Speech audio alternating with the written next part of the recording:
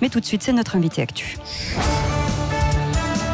Et ce matin, nous sommes avec Laetitia Avia, députée de Paris et porte-parole de La République En Marche. Oui, bonjour Laetitia Avia. Bonjour. Vous venez parce que vous avez déposé cette semaine une proposition de loi à l'Assemblée à lutter contre la haine sur Internet qui est renvoyée en commission des lois. Donc vous allez travailler dessus. Notamment parce que vous, à titre personnel, Laetitia Avia, il faut le dire, vous avez été insultée et, sur les réseaux, négresse, sale, noire, etc. Et donc vous avez décidé, vous avez dit stop, quoi. C'est plus possible. On ne peut plus avoir ça en fait aujourd'hui en France en 2019. Exactement. Vous savez, lorsqu'on s'engage dans une cause telle que la lutte contre les discriminations, c'est rarement par hasard. C'est certainement parce qu'on en a été victime ou témoin de manière exacerbée. Alors moi, ce sont les deux. Je m'attendais pas en tant qu'élu à être l'objet d'autant de violences, d'injures. Ça ne s'était jamais produit dans ma vie auparavant. Et cette loi, elle ne vise pas à me protéger moi. C'est juste que je me dis que vu le torrent d'insultes racistes que je peux recevoir tous les jours, et de moi menaces. Et de menaces aussi. Et de menaces de mort, surtout. Je me dis, moi j'ai le cuir tanné. Ouais. Je les vois, je continue d'avancer, mais je pense à tous ceux qui sont plus fragiles, à tous ceux qui sont plus isolés, et c'est pour eux que j'ai déposé cette loi. Oui, alors et cette loi qui va permettre quoi très concrètement alors si elle aboutit, parce que évidemment pour l'instant elle va être examinée. Voilà, cette loi va être examinée en mai, mais je tiens à dire que il y a un véritable soutien de la grande majorité des parlementaires derrière cette proposition de loi. Et puis des acteurs. Hier, j'ai organisé à l'Assemblée nationale un premier événement où on avait à la fois les plateformes, les associations, les institutionnels, et tout le monde veut restaurer le civisme en ligne. Alors, qu'est-ce qu'il y a dans cette loi ? Une responsabilisation de tous. Les auteurs de ces contenus haineux, il va falloir les sanctionner, et les sanctionner fermement, fortement. Il faut les retrouver. Exactement, il faut les retrouver, et pour ça il faut de la coopération avec les plateformes. Il faut qu'elles puissent nous aider à avoir les éléments d'identification des auteurs de ces contenus haineux, et donc lever l'anonymat lorsque c'est nécessaire.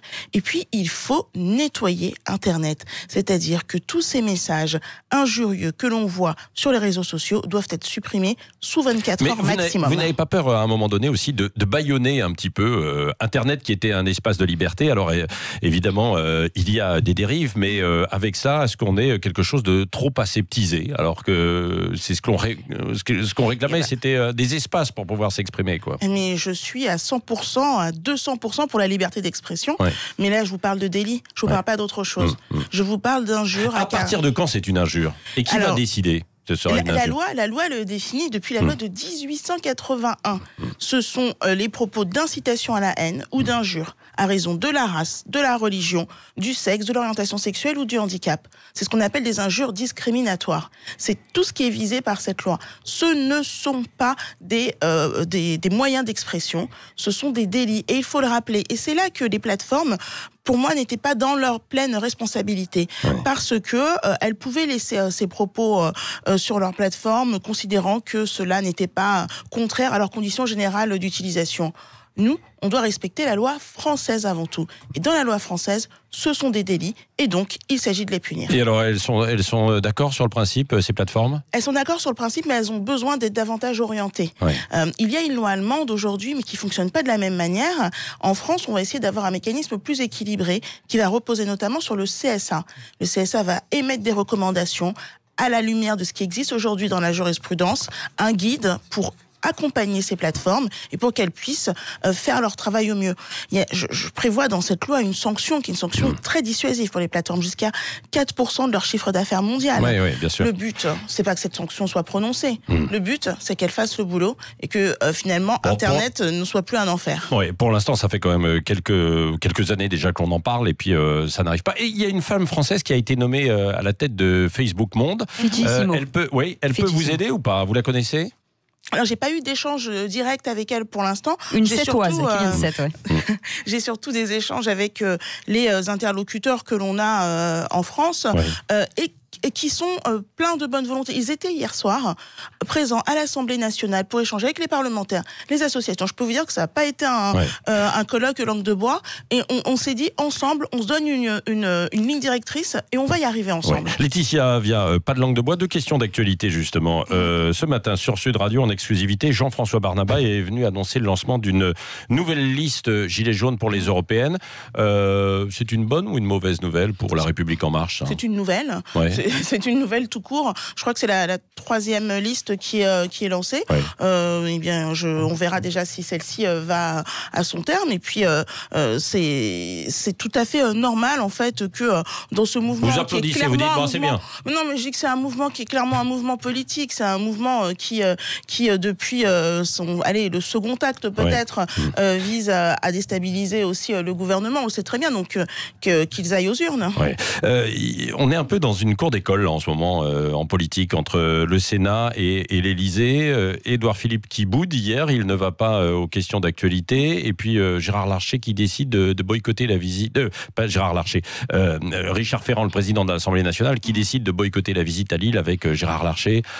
C'est quoi cette guerre en fait infantile? S'il y a un caractère infantile ici, moi je le verrais plutôt du côté du Sénat. Je suis désolée, mais je ne sais pas à quel jeu il joue aujourd'hui. On a menti officiellement devant des sénateurs, donc à un moment ils transmettent à la justice, non? Écoutez, si on revient à tout ce qui s'est passé depuis cet été, on a le Sénat qui nous lance d'abord une commission d'enquête avec un titre à rallonge qui fait 3 lignes. On ne sait pas quel est l'objectif, on ne sait pas jusqu'où ça va aller. Ils essayent de faire un grand happening avec la remise de leur rapport, et puis là, c'est un effet pétard mouillé, il faut quand même le dire. Et alors maintenant, ils essayent encore. Pas si mouillé que ça. Il faut le dire, parce que ce qu'essaye de faire le Sénat depuis, et c'est là qu'il y a une difficulté, il y a les partis politiques. Et puis, il y a les parlementaires. On n'est pas, lorsque l'on est parlementaire, dans de l'instrumentalisation politicienne. Et c'est exactement ce qu'ils font. C'est pas de l'instrumentalisation. À un moment donné, ils ont cherché à avoir la vérité.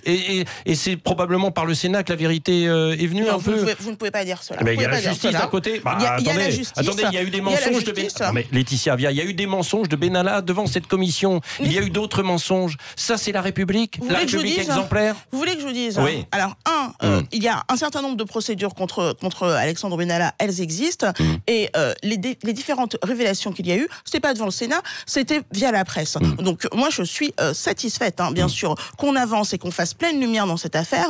Le Sénat, je suis désolée, mais aujourd'hui c'est pas le Sénat forcément qui fait avancer les choses, et le Sénat, il a une responsabilité, c'est celle d'assurer le respect des institutions.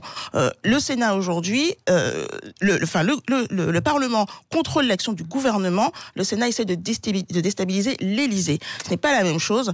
Et très bien, ils ont saisi. La justice fera lumière ou non, mais il est temps d'avancer et de passer à autre chose. En tout cas, concernant le Sénat, je pense qu'il y a d'autres actions sur lesquelles on les attend pleinement. Merci Laetitia Avia, députée de Paris et porte-parole de La République En Marche. C'était la 2e invitée politique ce matin de Sud Radio.